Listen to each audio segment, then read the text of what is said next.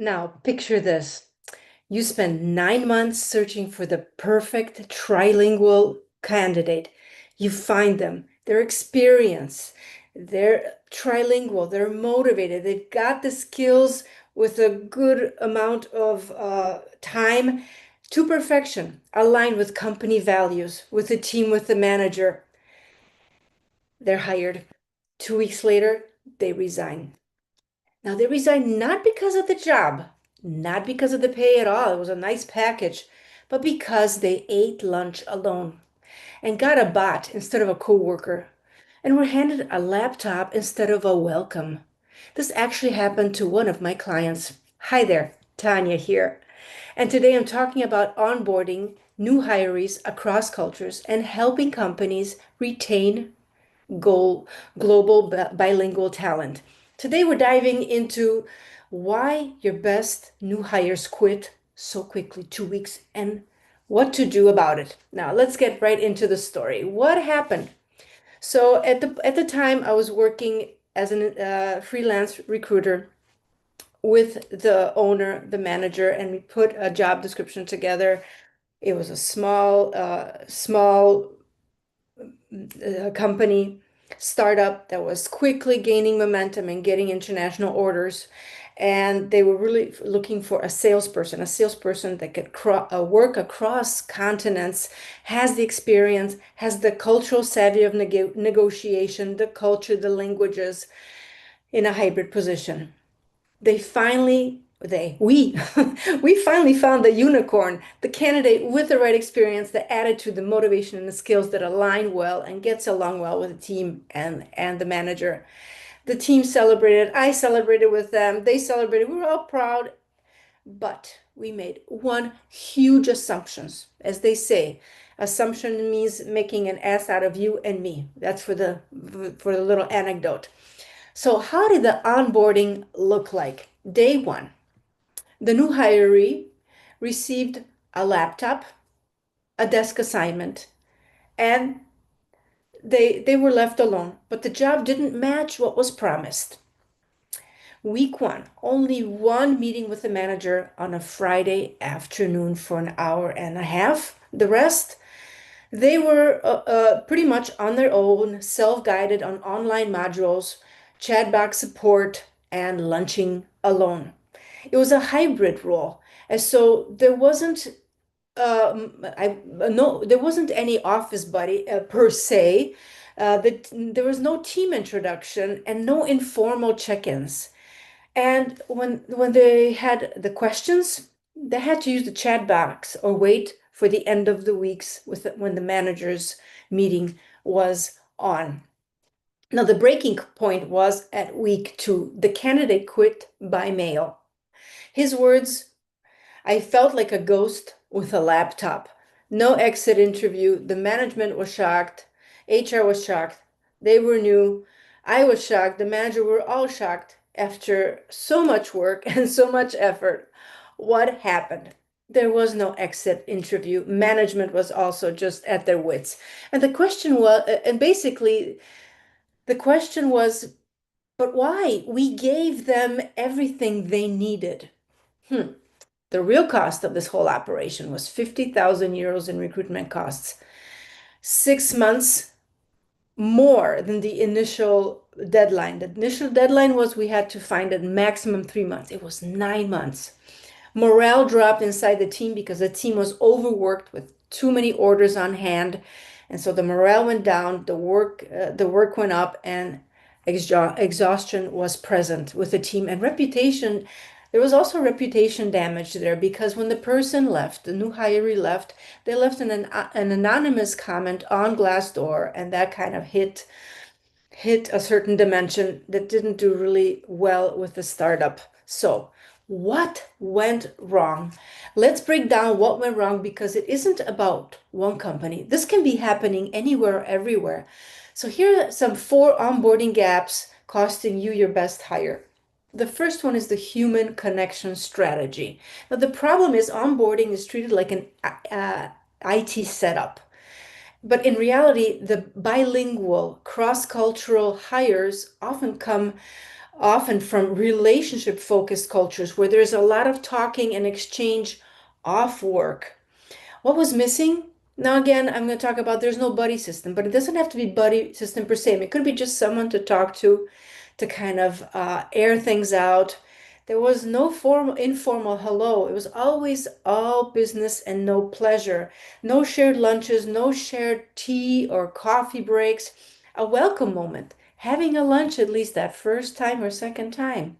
What's this fix here? Start with people. Assign a buddy or assign the person kind of that checks in, or have that role be alternated between two people, and schedule a casual team coffee meet or a virtual chat. This is important, and I insist on scheduling because when we don't schedule, we forget, and time goes on, work goes on, and we forget. The second point is cultural communication blindness. Now, the problem, as I said before, is everybody's assuming that they get it. But the reality is the communication style vary drastically. And sometimes when we communicate that listening, when we are going very quickly, we're fighting for survival and we're not really listening and misinterpreting. What was missing? No cultural orientation, nor the explication of team norms, the tone, or unspoken rules that happen around a coffee machine, around the water bubbler. A quick fix here would be day one and day two. Talk about how people communicate at work.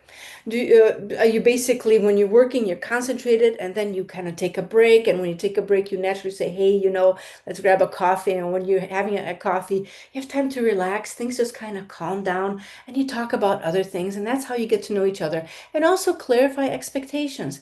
The person that was saying, well, the job didn't match the job description, that's also the moment that you kind of talk about, gosh, I knew I was supposed to do prospection and kind of keep up with after sales, but I didn't know I had to also start selling fresh to new clients. And that was the thing, clarifying expectations. The third point is hybrid work isolation. Now, the problem here is the hybrid roles uh, often lacked support. They believe that, when you're out there doing it, you're doing it fine. But the reality is that the new hires in a hybrid environment needs a lot more connection, not less, because they are alone. And that isolation, that loneliness can hit a negative vibe, and that has to be checked out. What was missing? No integration day, no FaceTime, no virtual team bonding that is programmed. A fix, plan in office welcome days, set up virtual coffee chats, like I said before, humanize that hybrid and put it down into the calendar. Actually, just plan it way beforehand. And the fourth point is manager unpreparedness. Now, I'm going to go lightly here on the managers because managers have a heavy load in making sure that the job is getting done, the project is hitting all the major posts and getting finished, as well as that every person on the team gets support. But in this case, the manager was unaware of culture and onboarding needs. And the reality is that one weekly meeting won't cut it. And the new HR, who was on board as well, was just learning this. So the manager was pretty much alone. What was missing was, of course, that HR support, but also no cultural training, no onboarding checklists, and no support for the manager either. Help! What to do here? So what could be a good fix here? Briefing managers, teaching them, training them what international hires may need, to share a 90-day onboarding template. And it could be a simple Excel sheet, about each week, what's expected, how is, during that weekly meet, is it going to be 1 hour, maybe broken up in 2 half hours, and in between the buddy system. Share that template, create it once, put it on your automated onboarding, and just make sure it's checked and respected. So there you have it. In summary, the four things that were missing was the no human connection strategy, the cultural communication blindness, hybrid work isolation. I'm going to mention that one. It's quite important, is that when people are in hybrid, that isolation could lead to loneliness. And finally, manager was unprepared. Now, what should have happened? Should have, could have, would have. It's so easier said than done. But this didn't need to end in the new hiree leaving so early. Here's what an international and intentional onboarding plan could look like. Week one, assign that buddy or assign that role to a person or two people and check in. Could be 15-minute check, beginning, noon, or end. Figure it out, but make sure it's planned in so that way you could check in about, oh gosh, how does the team work? Is that person always stressed, or how can I help, etc. Clear these things up, clear the expectations as well for the job. As well, have a cultural conversation and team introduction. When one person needs to talk doesn't mean that the other one who's silent doesn't need to. It's just different cultural norms and values that are in place in the working environment.